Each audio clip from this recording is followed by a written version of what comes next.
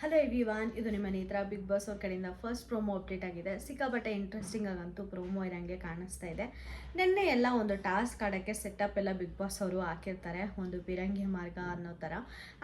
ಆ ಪಿರಂಗಿ ಮಾರ್ಗದ ಟಾಸ್ಕ್ ಇವತ್ತು ನಮ್ಮ ಕಂಟೆಸ್ಟೆಂಟ್ಸ್ಗೆ ಕೊಟ್ಟಿರೋದು. ಅದು ಏನು ಎತ್ತ ಅಂತ ನೋಡೋದಕ್ಕಿಂತ ಮುಂಚೆ ನನ್ನ ಚಾನಲ್ನ ಇನ್ನೂ ಯಾರಾದರೂ ಫಸ್ಟ್ ಟೈಮ್ ನೋಡ್ತಾ ಇದ್ದರೆ ದಯವಿಟ್ಟು ಸಬ್ಸ್ಕ್ರೈಬ್ ಮಾಡ್ಕೊಳ್ಳಿ. ವಿಡಿಯೋ ಇಷ್ಟ ಆದರೆ ಲೈಕ್ ಮಾಡಿ, ಕಮೆಂಟ್ ಮಾಡಿ ನಿಮ್ಮ ಅಭಿಪ್ರಾಯನ ಅಂತ ಹೇಳ್ತಾ, ಇನ್ನು ಡೈರೆಕ್ಟ್ ಪ್ರೋಮೋ ವಿಚಾರಕ್ಕೆ ಬರೋದಾದರೆ, ಫಸ್ಟ್ ಟಾಸ್ಕು ಬಿಗ್ ಬಾಸ್ ಅವರು ಕೊಟ್ಟಿದ್ದಾರೆ.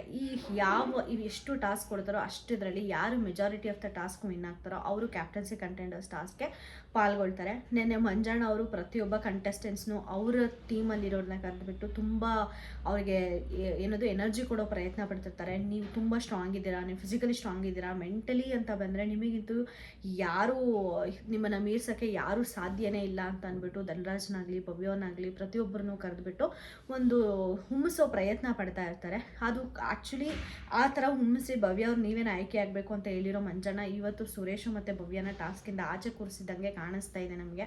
ಎಲ್ಲೂ ಭವ್ಯಗೌಡ ಅವರು ಫಸ್ಟ್ ಟಾಸ್ಕಲ್ಲಿ ಪಾಲ್ಗೊಳ್ದಂಗೆ ನಮಗೆ ಕಾಣಿಸ್ತಾ ಇಲ್ಲ. ಇನ್ನು ಟಾಸ್ಕ್ ವಿಚಾರ ಏನು ಎತ್ತ ಅಂತ ಮಾತಾಡೋಕ್ಕೆ ಬಂದರೆ, ನೆನ್ನೆ ಯಾವುದೋ ಒಂದು ಪಿರಂಗಿ ಅಂತ ಇಟ್ಟಿದ್ರು, ಅದರಲ್ಲಿ ಮಣ್ಣನ್ನು ಕಳಿಸ್ತಾರೆ ಬಿಗ್ ಬಾಸ್ ಅವರು. ಮತ್ತು ಒಂದು ಆಕಾರಾಗಿ ತಯಾರಿ ಮಾಡಬೇಕು, ಈ ಥರ ಆಕಾರ ಇರೋ ಒಂದು ಸ್ಟ್ಯಾಚು ಆಗಲಿ ಏನೋ ಒಂದು ತಯಾರು ಮಾಡಬೇಕು ಅಂತ ಕೂಡ ಕೊಟ್ಟಿದ್ದಂಗಿದ್ದಾರೆ. ಅದನ್ನು ಯಾರು ಜಾಸ್ತಿ ಮಾಡ್ತಾರೋ ಅವ್ರ ಟೀಮು ಈ ಟಾಸ್ಕ್ನ ವಿನ್ ಆಗುತ್ತೆ ಅಂತ ಅಲ್ಲಿ ಕ್ಲಿಯರಾಗಿ ಗೊತ್ತಾಗ್ತಾ ಇದೆ. ಮತ್ತು ಬಿಗ್ ಬಾಸ್ ಅವರು ಫಸ್ಟು, ಸೆಕೆಂಡು ಮತ್ತು ಥರ್ಡ್ ಹಂತದವರೆಗೂ ಇರೋ ಅಷ್ಟು ಜನನ ಸ್ಪ್ಲಿಟ್ ಮಾಡ್ಕೋಬೇಕು ಅಂತ ಹೇಳಿದ್ದಾರೆ, ಗೊತ್ತಿಲ್ಲ. ಯಾಕಂದರೆ ನಮಗಲ್ಲಿ ನೋಡೋಕೆ ಹೋದರೆ ಮಣ್ಣನ್ನು ಕಲೆಕ್ಟ್ ಮಾಡ್ಕೊಳ್ಳೋಕ್ಕೆ ಸ್ವಲ್ಪ ಜನ ಇದ್ದಾರೆ, ಆಕಾರನ ಮಾಡೋಕ್ಕೆ ಸ್ವಲ್ಪ ಜನ ಇದ್ದಾರೆ, ಪ್ರೊಟೆಕ್ಟ್ ಮಾಡ್ಕೊಳ್ಳೋಕ್ಕೆ ಸ್ವಲ್ಪ ಜನ ನಿಂತಿರೋದು ಕಾಣಿಸ್ತಾ ಇದೆ. ಪ್ರೊಟೆಕ್ಟ್ ಮಾಡ್ಕೊಳ್ಳೋಕ್ಕೆ ಆ್ಯಕ್ಚುಲಿ ಮಂಜನಾ ಟೀಮಿಂದ ಬಂದುಬಿಟ್ಟು ನಮ್ಮ ತ್ರಿವಿಕ್ರಮು ಮತ್ತು ಧನರಾಜ್ ಅವ್ರು ಇರೋದು ಕಾಣಿಸ್ತಾ ಇದೆ. ಆ ಕಡೆ ಬಂದುಬಿಟ್ಟು ರಜತ್ ಅವರಿದ್ದಾರೆ ಮತ್ತು ನಮ್ಮ ಶಿಶಿರ್ ಅವರಿದ್ದಾರೆ. ಶಿಶಿರ್ ಅವ್ರಿಗೆ ಮತ್ತು ಧನರಾಜ್ ಅವ್ರಿಗೆ ಇದು ಮಾತ್ರ ಸೂಪರ್ ಡೂಪರ್ ಆಪರ್ಚುನಿಟಿ, ಅವರು ಫಿಸಿಕಲಿ ಸ್ಟ್ರಾಂಗ್ ಇದ್ದಾರೆ ಅಂತ ತೋರಿಸ್ಕೊಳ್ಳೋದಕ್ಕೆ. ಯಾಕಂದರೆ ಆಲ್ರೆಡಿ ತ್ರಿವಿಕ್ರಮ್ ಸ್ಟ್ರಾಂಗು ಅಂತ ನಮಗೆ ಗೊತ್ತು, ಬೇಕಾದಷ್ಟು ಸಲ ಪ್ರೂವ್ ಮಾಡ್ಕೊಂಡಿದ್ದಾರೆ ಅವ್ರನ್ನ. ಮತ್ತು ರಜತ್ ಅವರು ಕೂಡ ಅಷ್ಟೇ ತುಂಬ ಚೆನ್ನಾಗಿ ಆಡ್ತಾ ಇದ್ದಾರೆ. ರಜತ್ ಅವ್ರಿಗೆ ಒಂದು ಪ್ಲಸ್ ಪಾಯಿಂಟ್ ಏನಪ್ಪ ಅಂದರೆ, ಆ್ಯಕ್ಚುಲಿ ಇವಾಗ ತಾನೇ ಮನೆ ಒಳಗಡೆ ಬಂದಿದ್ದಾರೆ, ಅವರಿಗೆ ಅಷ್ಟೊಂದು ಕರಗಿಲ್ಲ ಮೈ ಬಾಡಿ, ತುಂಬ ಎನರ್ಜೆಟಿಕ್ ಆಗಿ ಇನ್ನೂ ಅಷ್ಟೇ ಬಲವಾಗಿದ್ದಾರೆ. ಬಟ್ ಇನ್ನು ಬೇರೆ ಕಂಟೆಸ್ಟೆಂಟು, ಎಕ್ಸಾಂಪಲ್ ನಾವು ತ್ರಿವಿಕ್ರಮ್ನೇ ತೊಗೋಬೋದು, ಬಂದಾಗ ಹೆಂಗೆ ದಷ್ಟಪುಷ್ಟವಾಗಿದ್ರು, ಇವಾಗ ತುಂಬ ವೆಯ್ಟ್ ಲಾಸ್ ಆಗಿದೆ ಮನೆಗೆ ಬಂದಾಗಲಿಂದ. ಅವ್ರು ಎಷ್ಟೇ ವರ್ಕೌಟ್ ಮಾಡ್ತಿರ್ಬೋದು, ಫುಡ್ಡು ಉಪ್ಪು ಖಾರ ಹುಳಿ ಹೆಂಗೆ ಬಿಡಬೇಕು ಹಂಗೆ ಬಿದ್ರೇ ಒಂದು ಸ್ವಲ್ಪ ಬಾಡಿ ಸ್ಟ್ರಾಂಗ್ ಇರೋದು. ಬಟ್ ಆದರೂ ಕೂಡ ರಜತ್ಗೆ ಟಕ್ಕರ್ ಕೊಟ್ಕೊಂಡು ಸೂಪರಾಗಿ ಟಫ್ ಕಾಂಪಿಟೇಷನ್ ಇವತ್ತು ಕೊಡ್ತಾ ಇದ್ದಾರೆ ರಜತ್ ಅವರಿಗೆ. ತ್ರಿವಿಕ್ರಮ್ ಅದು ಕ್ಲಿಯರಾಗಿ ಗೊತ್ತಾಗ್ತಾ ಇದೆ. ಯಾಕಂದರೆ ನಮ್ಮ ತ್ರಿವಿಕ್ರಮ್ ಅವರೇ ಹೋಗಿ ನಮ್ಮ ರಜತ್ ಅವ್ರನ್ನ ಪ್ರೋಮೋಲ್ಲಿ ತಳ್ಳಿರೋದು, ಗಟ್ಟಿಯಾಗಿ ಇಟ್ಕೊಂಡಿರೋದು ನಮಗೆ ಕಾಣಿಸ್ತಾ ಇದೆ. ಮೋಸ್ಟ್ಲಿ ರಜತ್ ಅವ್ರಿಗೆ ಖಂಡಿತ ಅಲ್ಲಿಂದ ಎಸ್ಕೇಪ್ ಆಗೋಕ್ಕಾಗಿರಲ್ಲ. ತ್ರಿವಿಕ್ರಮ್ ಅವರು ಜಾಸ್ತಿ ಗಟ್ಟಿಯಾಗೇ ಇಟ್ಕೊಂಡಿದ್ದಾರೆ ಅಂತ ಅನ್ನಿಸ್ತಾ ಇದೆ. ಅದಕ್ಕೇ ಒಂದು ಆಕ್ರೋಶನ ನಮ್ಮ ರಜತ್ ಅವರು ಆಚೆ ಹಾಕಿರೋದು. ಏನು ಹೇಳ್ತಾರೆ ಅಂದರೆ, ಏನು ನನ್ನೇ ತಳ್ತಾರಾ, ಬನ್ನಿ ನಾನು ತಳ್ತೀನಿ, ಬುರುಡೆ ಒಡೆದೋಗ್ಬಿಡ್ಬೇಕು, ಹಂಗೆ ತಳ್ತೀನಿ ಬನ್ನಿ ಅಂತಾರೆ. ಅಲ್ಲಿ ತ್ರಿವಿಕ್ರಮ್ ತಳ್ಳಿರೋದು ಅಂದಿರೋದು ರಜತ್ತು. ಮಂಜಣ್ಣ ಯಾಕೆ ಗುರು ಇನ್ವಾಲ್ವ್ ಆದರು, ಮಂಜಣ್ಣ ಆಡ್ತಾನೆ ಇಲ್ವಲ್ಲ, ಇವ್ರಿಗೆ ಏನು ಅಂತ ನಿಮ್ಗೆ ಅನ್ನಿಸ್ಬೋದು. ಬಟ್ ಆ್ಯಸ್ ಎ ರಾಜ ಆಗಿ ಅವರು ಪ್ರಜೆಗಳ ಬಗ್ಗೆ ಮಾತಾಡಿದಾಗ, ಅದು ಬೇರೆ ಬುಲ್ಡೆ ಹೊಡೆದಾಕ್ಬಿಡ್ತೀನಿ ಅಂದಾಗ ಮಂಜಣ್ಣನಿಗೆ ಒಂದು ಸ್ವಲ್ಪ ಭಯ ಆಗೋದಂತೂ ಖಂಡಿತ. ಯಾವ ಥರ ಭಯಪ್ಪ ಅಂದರೆ, ಮೋಸ್ಟ್ಲಿ ನನ್ನ ಪ್ರಜೆಗಳಿಗೆ ಈ ಥರ ಅಂದರೆ, ನನ್ನ ಪ್ರಜೆಗಳೆಲ್ಲರೂ ಆರ್ಟಿಸ್ಟು, ಅವರು ಅಯ್ಯೋ ನನಗೇನಾದರೂ ಆದರೆ, ಇವನೇನಾದರೂ ಮಾಡಿದ್ರೆ ಅಂತ ಹಿಂದೆ ತುಳಿದ್ರೆ ನನ್ನ ಆಟಕ್ಕೆ ಅಲ್ವಾ ತೊಂದರೆ ಆಗೋದು ಅಂತ ಅಂದ್ಬಿಟ್ಟು ಅಲ್ಲಿ ಮಂಜಣ್ಣ ಅವರು ಸ್ಟ್ಯಾಂಡ್ ತೊಗೊಂಡ್ರು ಅಂತ ನನಗನ್ನಿಸ್ತು. ಹೋಗಿ ಕೇಳ್ತಾರೆ ಆ್ಯಕ್ಚುಲಿ, ಏನು ರೌಡಿಸಮ್ ಮಾಡ್ತೀಯಾ, ಏನು ಬ್ಲ್ಯಾಕ್ ಮೇಲ್ ಮಾಡ್ತೀಯಾ, ಎದುರಿಸ್ತಾ ಇದೆಯಾ ಅಂತಾರೆ. ಅಲ್ಲಿ ರಜತ್ ಅವ್ರು ಇದ್ಬಿಟ್ಟು ಎದುರ್ಕೊಂಡ್ಬಿಟ್ರಾ ಅಂತ ಮಾತಾಡ್ತಾರೆ.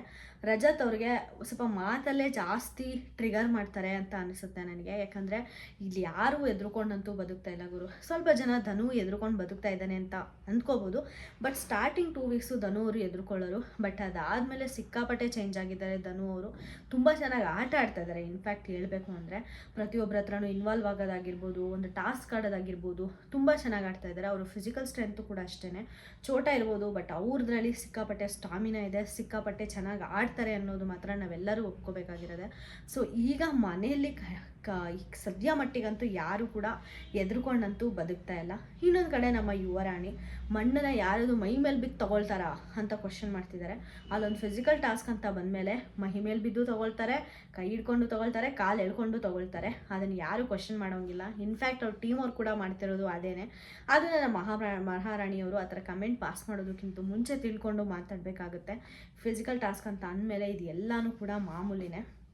ಈ ಕಡೆ ಮಂಜಣ್ಣ ಅವರು ಸಿಕ್ಕಾಪಟ್ಟೆ ಟ್ರಿಗರ್ ಆಗಿ 1-1 ಆಡ್ಕೊಳ್ಳೋಣ ಬಾ, ನನ್ನ ಗೇಮ್ ನಾನು ಆಡ್ತೀನಿ, ನಿನ್ನ ಗೇಮ್ ನೀನು ಆಡು ಅಂತ ಹೇಳ್ತಾರೆ. ಮತ್ತು 58 ದಿನ ಇಲ್ಲಿವರೆಗೂ ಯಾರು ಎದ್ರುಕೊಂಡು ಇಲ್ಲಿವರೆಗೂ ಬರೋಕ್ಕಾಗಲ್ಲ, ಅದು ನೀನು ಅರ್ಥ ಮಾಡ್ಕೊ ಅಂತ ಮಂಜಣ್ಣ ಪಾಸ್ ಮಾಡಿದ್ರೆ ನಮ್ಮ ರಜತ್ ಅವರು ಸಿಕ್ಕಾಪಟ್ಟೆ ಓವರ್ ಕಾನ್ಫಿಡೆನ್ಸ್ ಅಂತ ಅನಿಸುತ್ತೆ ಗುರು. ಬಿಗ್ ಬಾಸ್ಗೆ ಮೋಸ್ಟ್ಲಿ ಇದೆಲ್ಲ ಬೇಕಾಗುತ್ತೆ ಅಂತ ಅನಿಸುತ್ತೆ. ಬಟ್ ಒಂದ್ಸಲ ಯೋಚನೆ ಮಾಡಿದ್ರೆ ಇವರೇ ಜಾಸ್ತಿ ಡಬ್ಬ ಹೊಡ್ಕೊಳ್ತಾ ಇದ್ದಾರೆ ರಜತ್ ಅವರು ಅಂತ ಕೂಡ ನನಗೆ ಅನಿಸುತ್ತೆ. ಅವ್ರು ಹೇಳ್ತಾರೆ 58 ದಿನ ಅಂದ್ರಲ್ಲ, ಹಿಂದುಳಿದೊಂದು ಅವಾಗೊಂದು ಲೆಕ್ಕ ಇವಾಗೊಂದು ಲೆಕ್ಕ ಅಂತ ಒಂದು ಮಾತು ಹೇಳ್ತಾರೆ. ಅಂದರೆ ನಾನು ಬಂದಿದ್ದೀನಿ, ಇವಾಗ ನಾನು ಗೇಮ್ ಚೇಂಜರು, ಇಷ್ಟು ದಿನ ಹೆಂಗೋ ಆಡ್ಕೊಂಡು ಬಂದರೆ ಇವಾಗ ಹಂಗೆ ಆಡೋಕ್ಕಾಗಲ್ಲ, ಇವಾಗ ನಂದೇ ಅಲ್ಲ ಅನ್ನೋಂಗೆ ಅಲ್ಲಿ ಹೇಳ್ದಂಗಿತ್ತು ನನಗೆ. ಸಿಕ್ಕಾಪಟ್ಟೆ ಓವರ್ ಕಾನ್ಫಿಡೆನ್ಸಾಗೆ ಅವ್ರನ್ನ ಅವರು ಪೋಟ್ರೆ ಮಾಡ್ಕೊಳ್ಳೋಕ್ಕೆ ಟ್ರೈ ಮಾಡ್ತಾ ಇದ್ದಾರಾ ಅಂತ ನನಗೆ ಅನ್ನಿಸ್ತು. ಅವರ ಮೇಲೆ ಅವ್ರಿಗೆ ಅತಿಯಾದ ನಂಬಿಕೆ ಇದೆ. ಖಂಡಿತ ಅದು ಅವರಿಗೆ ಒಂದಾನೊಂದು ದಿನ ಯೂಸ್ ಆಗುತ್ತೆ. ಯಾಕಂದರೆ ನಮ್ಮನ್ನು ನಾವು ನಂಬಲಿಲ್ಲ ಅಂದರೆ ಇನ್ಯಾರು ನಂಬ್ತಾರೆ ಹೇಳಿ. ಆ ಥರ ಕಾನ್ಫಿಡೆನ್ಸು ನನಗೆ ರಜತ್ ಅವರಲ್ಲಿ ಕಾಣಿಸುತ್ತೆ. ಮತ್ತು ಮಂಜಣ್ಣ ವಿಷಯ ಬಂದರೆ ನಿನ್ನೆ ಮೋಕ್ಷಿತ ಅವರು ರಾಣಿ ಆದ್ಲು ಅಂತ ತಿಳ್ಕೊಂಡಾಗ್ಲಿಂದ ಮಂಜಣ್ಣ ಸಿಕ್ಕಾಪಟ್ಟೆ ಕುಗ್ಗೋಗ್ಬಿಟ್ಟಿದ್ದಾರೆ. ಇವಳು ಏನಾದರೂ ಮೋಕ್ಷಿತ ಮೊಸಳೆ ಕಣ್ಣೀರು ಹಾಕ್ಬಿಟ್ಟು ನನಗೆ ಮೋಸ ಮಾಡಿಬಿಟ್ಲಾ, ನಾಮಿನೇಷನಲ್ಲಿ ಸೇವ್ ಆಗೋಗ್ಬಿಟ್ಲಾ ನನ್ನಿಂದ ಅಂತ ಕೂಡ ಅವರಿಗೆ ಕಾಡ್ತಾ ಇದೆ. ಇವ್ರನ್ನ ರಾಣಿ ಮಾಡಿದಾಳೆ ಅಂದರೆ ಬಿಗ್ ಬಾಸ್ ಅವರು ಮೋಕ್ಷಿತ ಅವ್ರನ್ನ ರಾಣಿ ಮಾಡಿದಾಳೆ ಅಂದರೆ ಇವಳು ಏನೇನೆಲ್ಲ ಮಾಡಿರ್ತಾಳೆ ಹಿಂದೆಗಡೆ ಅಂತ ಅನಲೈಸ್ ಮಾಡ್ತಾ ಸಿಕ್ಕಾಪಟ್ಟೆ ಡೌನ್ ಆಗೋಗ್ಬಿಟ್ಟಿದ್ದಾರೆ ಮಂಜಣ್ಣ ಅವರು. ಸಿಕ್ಕಾಪಟ್ಟೆ ಕೊರಗ್ತಾ ಇದ್ದಾರೆ. ಅದು ಏನಕ್ಕೆ ಎತ್ತ ಅಂತ ಸುದೀಪ್ ಸರೇ ಮಾತಾಡಬೇಕು ಅಂತ ಅನಿಸುತ್ತೆ. ಮಂಜಣ್ಣನ ಇಷ್ಟು ವಾರ ನೋಡಿದ್ದಕ್ಕೂ ಈಗ ನಾವು ಮಂಜಣ್ಣನ ನೋಡ್ತಿರೋದಕ್ಕೂ ಅಜಗಜಾಂತರ ಡಿಫ್ರೆನ್ಸ್ ಇದೆ. ಒಂದು 2-3 ದಿನದಿಂದ ಸಿಕ್ಕಾಪಟ್ಟೆ ಡೌನ್ ಆಗಿದ್ದಾರೆ. ಇನ್ಫ್ಯಾಕ್ಟ್ ಸುರೇಶ್ ಅವರೇ ಹೋಗ್ಬಿಟ್ಟು ಹೇಳ್ತಾರೆ ಮಂಜಣ್ಣನಿಗೆ, ನೆನ್ನೆ ರಾಜರೇ ನೀವು ಹಿಂಗೆ ಕೂತ್ರಂತೂ ಆಗಲ್ಲ, ಬನ್ನಿ ಏನದು ಒಂದು ಪನಿಷ್ಮೆಂಟ್ ಕೊಡಿ ಅಂತ ಹೇಳ್ತಾರೆ ನಮ್ಮ ಹನುಮಂತ್ ಅವರು ನಿದ್ದೆ ಮಾಡಿದಾಗ. ಆದರೆ ನಮ್ಮ ರಾಜ ಅವರು ಅದಕ್ಕೇನು ಪ್ರತಿಕ್ರಿಯಿಸಲ್ಲ.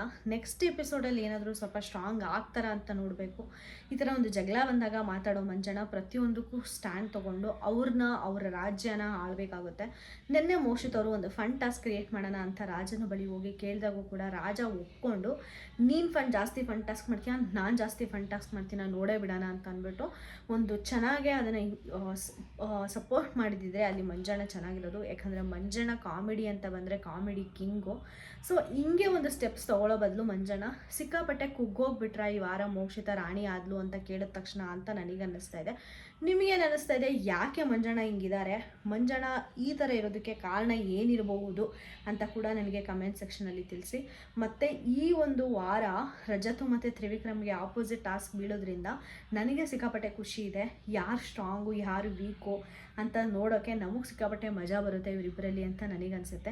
ನಿಮಗೇನು ಅನಿಸುತ್ತೆ ಈ ಥರ ತ್ರಿವಿಕ್ರಮು ರಜತ್ ಆಪೋಸಿಟ್ ಆಡೋದು ಮತ್ತು ಮಂಜಣ್ಣ ಮತ್ತು ರಜತ್ ಆಪೋಸಿಟ್ ಆಡೋದು ಅಂತ ನನಗೆ ಕಮೆಂಟ್ ಸೆಕ್ಷನಲ್ಲಿ ತಿಳಿಸಿ. ನಿಮಗೆ ಈ ವಿಡಿಯೋ ಇಷ್ಟ ಆದರೆ ದಯವಿಟ್ಟು ಲೈಕ್ ಮಾಡಿ, ಶೇರ್ ಮಾಡಿ ಮತ್ತು ಕಮೆಂಟ್ ಮಾಡಿ. ನಿಮ್ಮ ಅಭಿಪ್ರಾಯ ತಿಳಿಸೋದು ಕಮೆಂಟ್ ಸೆಕ್ಷನಲ್ಲಿ ಮತ್ತು ಲೈಕ್ ಮಾಡೋದು ನನ್ನ ವಿಡಿಯೋ ಹೈ ರೀಚ್ ಆಗೋದಕ್ಕೆ ತುಂಬ ಇಂಪಾರ್ಟೆಂಟ್ ಆಗುತ್ತೆ. ಖಂಡಿತ ಅದನ್ನು ಮಾಡೋದನ್ನ ಮರ್ತೋಗ್ಬೇಡಿ ಅಂತ ಹೇಳ್ತಾ ನಾನು ಈ ವಿಡಿಯೋನ ಇಲ್ಲಿ ಮುಗಿಸ್ತಾ ಇದ್ದೀನಿ. Thank you so much.